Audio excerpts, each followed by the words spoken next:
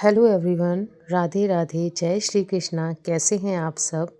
तो जी, आज के व्लॉग में ना मैं आप लोगों से एक बहुत ही इम्पोर्टेंट टॉपिक पे बात करने वाली हूँ। तो टॉपिक क्या है हमारा आज का टॉपिक है माफ़ करना सीखिए। अब आपको लगेगा कि माफ़ करना सीखिए मतलब भई बच्चों को तो हम माफ़ कर ही देते हैं, या कोई हमारा बहुत ख़ास होता है उसको भी हम माफ़ कर देते हैं। तो फिर माफ़ करने में सीखना क्या है? सीखना क्या है? देखिए, हम घर परिवार में रहते हैं, बाहर भी जाते हैं, तो कुछ हमारे ऐसे रिश्ते होते हैं जो बहुत करीबी होते हैं, कुछ जो हैं बाहर के लोग होते हैं। तो ये कुछ लोग ऐसे होते हैं जो हमें दुःख पहुँचाने के लिए हमारी लाइफ में आते हैं। उनकी लाइफ का एक ही मोटो होता है, हमें हर्ट करना, कि हम इसको कैसे दुखी करें, इसको कैसे परेशान करें। होते हैं ना कुछ लोग, सबके जीवन में होते हैं। कोई ये नहीं कह सकता कि मेरे जीवन में ऐसा कोई भी नहीं है। नहीं भाई, हर किसी की ज़िंदगी में होते हैं। कुछ करीबी होते हैं और कुछ दूर के होते हैं।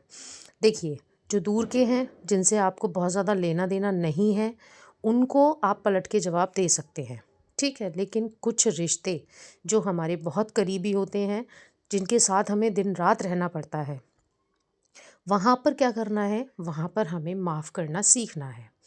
अब आप सोचेंगे कि भई अगर सामने वाला हमें हर्ट कर रहा है, चाहे वो फैमिली ही क्यों ना हो, तो हम कैसे उसको माफ़ कर दें?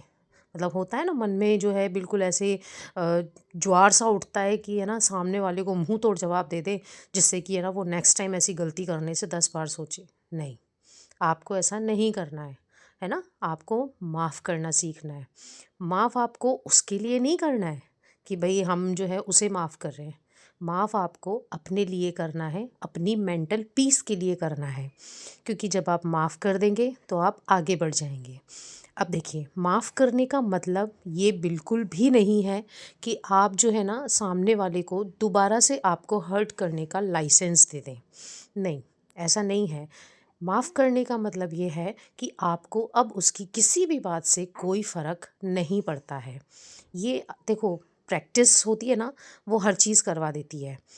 थोड़ा मुश्किल है, मेरे लिए भी है, मैं भी जल्दी से किसी को माफ़ नहीं कर पाती हूँ जब कोई मुझे हर्ट करता है। लेकिन होता क्या है कि हम ना फिर लड़ते रहते हैं। सामने वाला तो अपना काम करके साइड हो जाता है, हमको हर्ट करके साइड में हो जाता है। लेकिन हम लोग क्या कर रहे होते हैं पीछे से?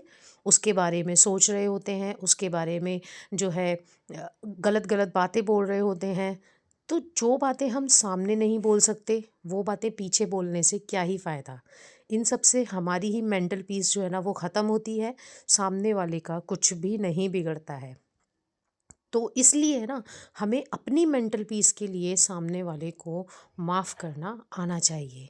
सामने वाले को माफ़ कर दीजिए, और नेक्स्ट टाइम जब भी वो कुछ बोलेगा ना, तो आपको उसकी बातों से कोई फ़र्क पड़ेगा ही नहीं। आपको समझ में आ जाएगा कि ये इंसान ऐसा ही है, और मुझे इसकी बातों पर ज़्यादा ध्यान नहीं देना है। ये करना आसान नहीं है, लेकिन आपने एक बात सुनी होगी कि प्रैक्टिस मेक्स मैन परफेक्ट। तो प्रैक्टिस शुरू कीजिए। प्रैक्टिस करेंगे ना, धीरे धीरे एक बार माफ़ कीजिए, आएगा, आवेग आएगा, ताव आएगा कि भाई मैं इसको जो है अच्छे से सुना दूँ, मैं इसको ये कह दूँ, मैं इसको वो कह दूँ, ताकि अगली बार ये सोचे, है ना, मैं इसका मुंह तोड़ दूँ, है ना। बहुत सारे नेगेटिव ख्याल हमारे माइंड में आते हैं।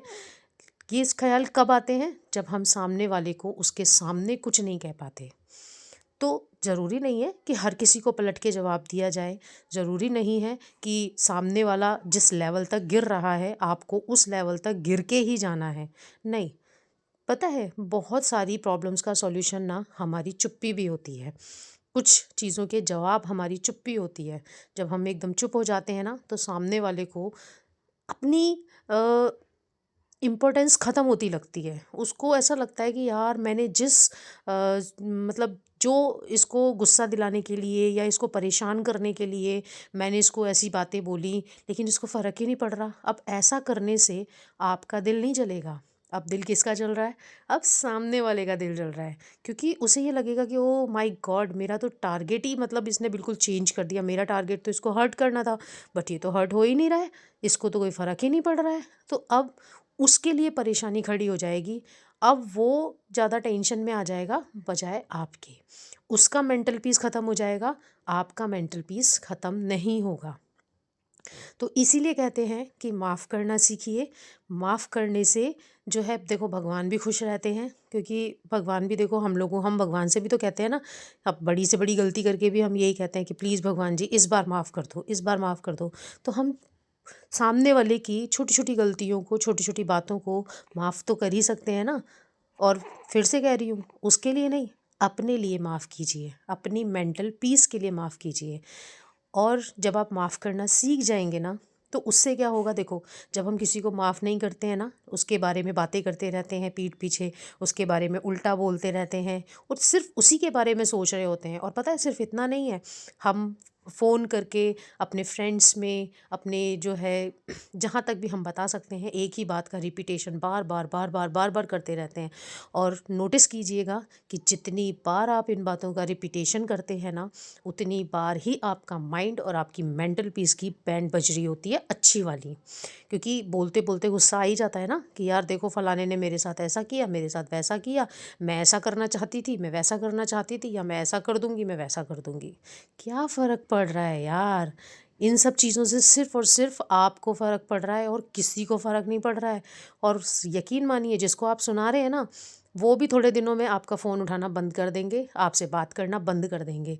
क्यों? क्योंकि रोते हुए इंसान ना किसी को अच्छे नहीं लगते, हँसते मुस्कुराते हुए लोग ही लोगों को पसंद आते हैं। तो आपने क्या करना है, इस चीज़ की प्रैक्टिस करनी है कि भाई चलो हम सामने वाले को माफ़ करते हैं, छोड़ते हैं।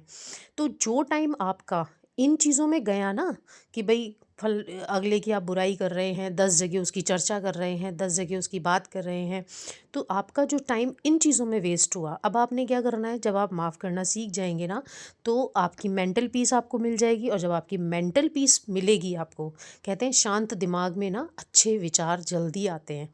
तो आप अपनी ग्रोथ पर, अपनी उन्नति पर काम कर पाएंगे। आप देख पाएंगे कि भाई मुझे किस तरीके से अपने जीवन में आगे बढ़ना है, मेरी जीवन का लक्ष्य क्या है। सोच कर देखिए, क्या हम इसीलिए इस दुनिया में आए हैं कि हम जो है बस लोगों से जूझते रहें, उनके बारे में सोचते रहें, है ना, उनकी जो बातें हैं उनसे हर्ट होते रहें? क्या हम इसलिए जीव इस दुनिया में आए हैं? नहीं। हमें अगर मानव जन्म मिला है ना, तो किसी उद्देश्य से मिला है। अगर आप एक हाउसवाइफ हैं, एक होम मेकर हैं, तो ये सोचिए कि कल मैं अपने डे को कल कैसे प्लान करूं, कैसे अपने दिन को प्रोडक्टिव बनाऊं, अपने बच्चों के लिए और अपने हस्बैंड के लिए क्या अच्छा बनाऊं, या फिर कल मुझे कौन से काम करने हैं, कल मुझे क्या मैनेजमेंट करना है, कल मुझे किससे मिलना है, किससे फ़ोन पे बात करनी है। ये चीज़ों में अपना दिमाग लगाइए। और अगर आप अपने जो है थोड़ा सा कमा के या थोड़ा सा फाइनेंशियली सपोर्ट करना चाहते हैं अपने हस्बैंड को, तो फिर ये सोचिए, इन चीज़ों पर टाइम वेस्ट कीजिए कि मैं अपने जीवन में पैसा कैसे कमा सकती हूँ। अगर आप बाहर नहीं जा सकती, तो वो ऑप्शंस के बारे में सोचिए कि आप घर में रह के पैसा कैसे कमा सकती हैं।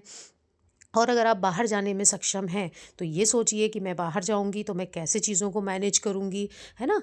इन चीज़ों पर जब हमारा ध्यान जाएगा, तो हमारी मेंटल ग्रोथ अपने आप होगी और हमारी लाइफ में भी एक बहुत बड़ा चेंज आ जाएगा। देखिए, मैं भी ट्राई कर रही हूँ, मैं ये नहीं कहूँगी कि मैं भी परफेक्ट हूँ। नहीं, परफेक्ट कोई नहीं होता और इतनी जल्दी नहीं हो पाता है ना। और जैसा कि मैंने आपसे पहले भी कहा कि आएगा ताव आएगा, लेकिन उस टाइम पे 2 मिनट का पॉज लेकर पूछिएगा खुद से कि इन सब से क्या हो जाएगा। क्या सामने वाले को कोई फ़र्क पड़ रहा है? इससे सिर्फ़ और सिर्फ़ आपको फ़र्क पड़ रहा है, तो उसे वहीं छोड़ दीजिए, जाने दीजिए।